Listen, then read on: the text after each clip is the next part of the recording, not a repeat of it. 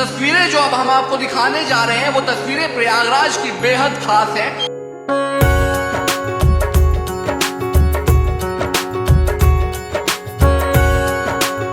ये महाकुंभ अपने आप में ऐतिहासिक है।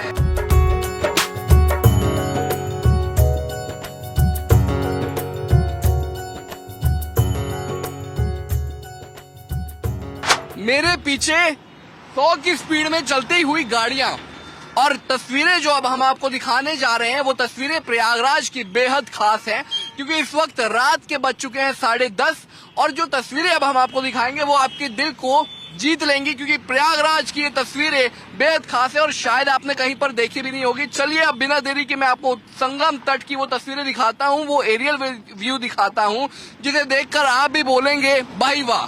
भाई वाह बोलने की वजह है क्योंकि ये वो टेम्परेरी शहर बसाया गया है जिसमें करोड़ों श्रद्धालु रोज आ रहे हैं, डुबकी लगा रहे हैं और उसके बाद तमाम व्यवस्थाओं को देखने के बाद, परखने के बाद, उनको उपयोग करने के बाद योगी सरकार की कहीं ना कहीं तारीफ करते हुए वो नजर आ रहे हैं। देखिए ये पूरा का पूरा जहां तक आपकी नजरें जाएंगी, देखिए वहां पर आपको चमचमा देने वाली लाइटें, एलईडी लाइटें नजर आएंगी और बीच में बह रही है संगम की धारा, जिसमें 3 धाराएं मुख्यतः मिलती हैं, गंगा, यमुना और सरस्वती।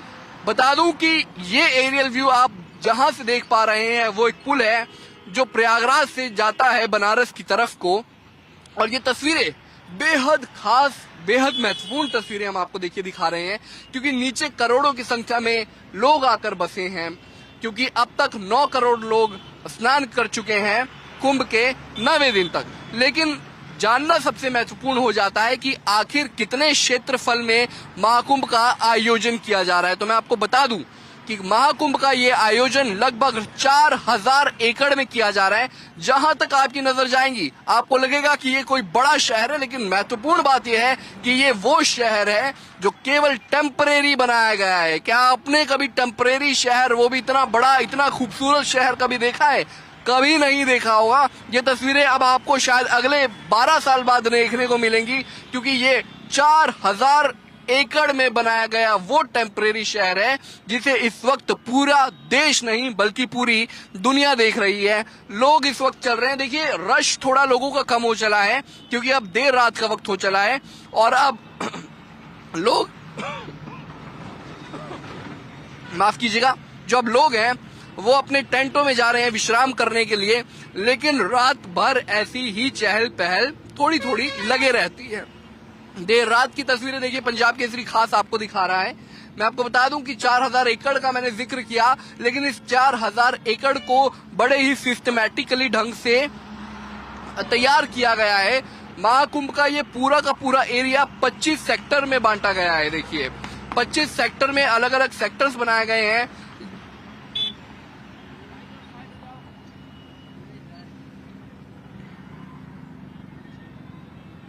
पच्चीस सेक्टर का ये पूरा का पूरा हिस्सा है, जिसमें कुल मिलाकर जितने भी अखाड़े हैं उनको अलग अलग सेक्टरों में जगह दी गई है।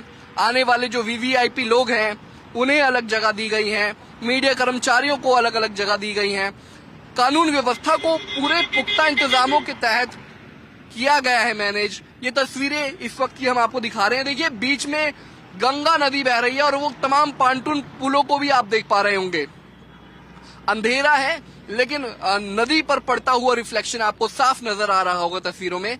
ये कुछ एक पांटून पुल बनाए गए हैं। इन्हीं पांटून पुलों के ऊपर गाड़ियां चलती है, दिन में लोग चलते हैं। और जब बात आती है शाही स्नान की, तो जो ये इस वक्त आपको सन्नाटा पसरा हुआ कहीं कहीं बीच बीच में दिखाई दे रहा होगा, यहाँ पर करोड़ों की संख्या में दिन के वक्त में लोग होते हैं। मैं तापमान की बात करूं, देखिए इस वक्त यहाँ पर तापमान लगभग 15 डिग्री सेल्सियस के आसपास है।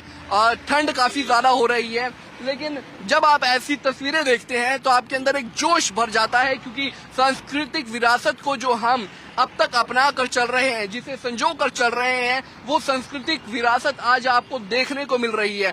अपने आप में उत्तर प्रदेश की सरकार का ये काम काबिल तारीफ है, क्योंकि एक बड़े मैनेजमेंट को जिस तरीके से किया गया है उसे शब्दों में बयां कर पाना लगभग असंभव है, क्योंकि एक टेम्परेरी जिला बनाया गया है। देखिए पूरा का पूरा, जहां तक आपकी नजर जाएगी आपको केवल और केवल टिमटिमाती हुई ये लाइटें नजर आएंगी। और आप सोचिए कि जब बरसात का सीजन होता है तो उस वक्त ये पूरा का पूरा एरिया, पूरा का पूरा इलाका पानी से लबालब भरा होता है। अब दोनों तस्वीरों को इमेजिन करने की कोशिश कीजिए, कल्पना कीजिए कि जब बारिश का मौसम होता होगा तब क्या आलम होता होगा, क्योंकि जो ये शहर आपको नजर आ रहा है अगस्त सितंबर के महीने में यहाँ पर कई कई फुट पानी भरा होता है। और अभी यानी कि जब महाकुंभ महाआयोजन चल रहा है तो आपको केवल और केवल यहाँ पर लोगों का हुजूम देखने को मिलेगा, असंख्य टेंट देखने को मिलेंगे, असंख्य लाइटें देखने को मिलेंगी और असंख्य लोगों की आस्थाओं की वो भावनाओं को जरा कल्पना कीजिए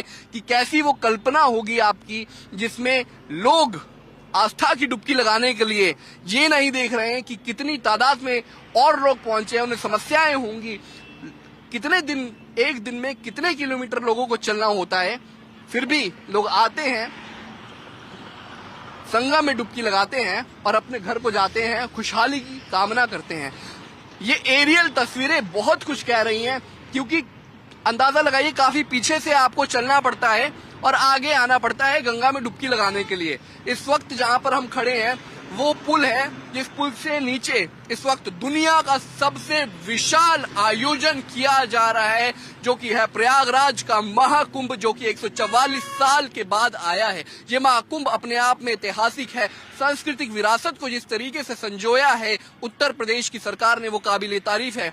गंगा की डुबकी लगाइए, हम फिर कह रहे हैं आइए प्रयागराज में और अपनी संस्कृति को संजो के रखने की एक कोशिश कीजिए, क्योंकि जिस तरीके से यूपी सरकार ने एक बड़ा मेगा आयोजन किया है, सफल आयोजन की तरफ महाकुंभ जा रहा है, वो तस्वीरें आप देख पा रहे हैं। लेकिन ये लाइटें, रोशन कर देने वाली लाइटें जो अपने आप में गवाह है प्रगति की, वो तस्वीरें देखिए हम आपको दिखा रहे हैं। टेंटों के लिए अलग अलग सेक्टर्स बनाए गए हैं और उसमें भी अलग अलग कॉलम्स की व्यवस्था की गई है। एरियल व्यू में आप शौचालयों को देख पा रहे होंगे, 1 लाख से ज्यादा शौचालय बनाए गए हैं। देखिए कम नहीं होते, 4,000 एकड़ के क्षेत्र में 1 लाख से ज्यादा शौचालय बनाए गए हैं। अपने आप में भी एक बड़ा रिकॉर्ड उत्तर प्रदेश की सरकार ने कायम किया है। आपकी नजर जहां तक जाएंगी आपको लाइटें नजर आएंगी और वो भी एक सिस्टमेटिकली ढंग से, टेंट नजर आएंगे, कहीं पर भी भगदड़ जैसी स्थिति ना मचे, इसीलिए सेक्टर्स में बांटने का काम किया गया है। जैसे जैसे आप आगे बढ़ते जाएंगे आपको अखाड़ों की तरफ जो कैंप बनाए गए हैं आपको वो नजर आएंगे। और देखिए अब हम बिल्कुल गंगा के तट पर आप पहुंचे हैं, जहां पर रात के अंधेरे में भी गंगा को आप, कल कल बहती गंगा की ये तस्वीरें आप देख पा रहे हैं। लेकिन देखिए प्रयागराज सो नहीं रहा और 45 दिनों तक प्रयागराज सोएगा भी नहीं। ये तस्वीरें हम आपको दिखा रहे हैं।